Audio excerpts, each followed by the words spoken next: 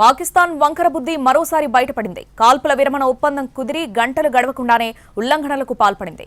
అంతర్జాతీయ సరిహద్దు పొడవునా డ్రోన్లను ప్రయోగించింది. భారీగా కాల్పులు జరిపింది.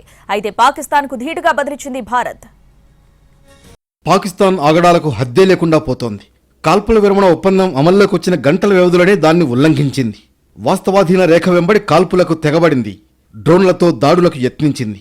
పాక్ పన్నాగాల గురించి బాగా తెలిసిన ఇండియన్ ఆర్మీ పూర్తి అప్రమత్తంగానే ఉంది. దీంతో పాక్ కాల్పులకు ధీటుగా బదులిచ్చింది. పాకిస్తాన్ డ్రోన్లను కూల్చివేసింది. పాకిస్తాన్తో మళ్లీ ఉద్రిక్త పరిస్థితులు తలెత్తడంతో పలు ప్రాంతాల్లో బ్లాకౌట్ పాటించారు. నిన్న మధ్యాహ్నం Bharat Pakistan director general of military operations DGMO స్థాయి అధికారుల మధ్య చర్చలు జరిగాయి. ముందుగా పాకిస్తాన్ డీజీఎంఓ భారత డీజీఎంఓకు ఫోన్ చేశారు. కాల్పుల విరమణ ప్రతిపాదన పెట్టారు.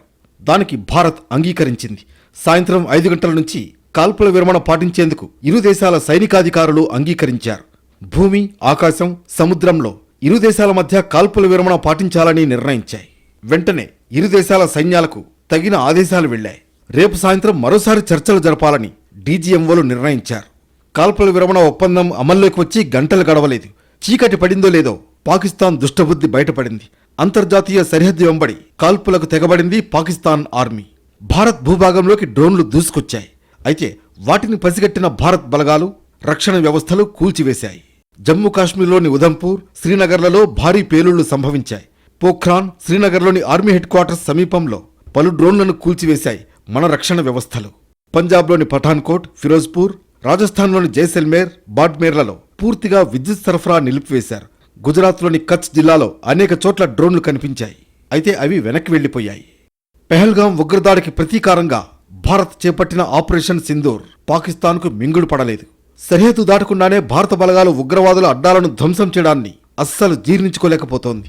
ప్రతీకార ఇచ్ఛతో భారత్పై దాడికి చేసిన ప్రయత్నం కూడా బెడిసికొట్టింది. 3 అత్యాధునిక యుద్ధ విమానాలను కోల్పోయింది. మిసైళ్లు, డ్రోన్లు నిరర్ధకమయ్యాయి. భారత్ను దెబ్బతీయాలని పాక్ సైన్యం పట్టుదలతో ఉన్న సమయంలో కీలక పరిణామం చోటు చేసుకుంది. అమెరికా నుంచి ఒత్తిడి రావడంతో పాక్ ప్రభుత్వం తలగ్గొక తప్పలేదు. ఈ క్రమంలో భారత్తో కాల్పుల విరమణ ఒప్పందానికి అంగీకరించింది. కానీ ప్రభుత్వం కుదుర్చుకున్న కాల్పుల విరమణ ఒప్పందాన్ని పాకిస్తాన్ సైన్యం గౌరవించలేదు. ప్రభుత్వం చెప్పేది మేమెందుకు వినాలి అనే ధోరణితో వ్యవహరించింది. అంతర్జాతీయ సరిహద్దు వెంబడి కాల్పులకు తెగబడింది. కానీ పాక్ ప్రయత్నాలేవీ ఫలించలేదు. భారత్ గగనతల రక్షణ వ్యవస్థలు పాక్ డ్రోన్లను కూల్చేశాయి. పాకిస్తాన్ తీరుపై తీవ్ర అభ్యంతరం వ్యక్తం చేసింది భారత్. ప్రస్తుతం భారత్, పాకిస్తాన్ల మధ్య తీవ్ర ఉద్రిక్తతలు కొనసాగుతున్నాయి.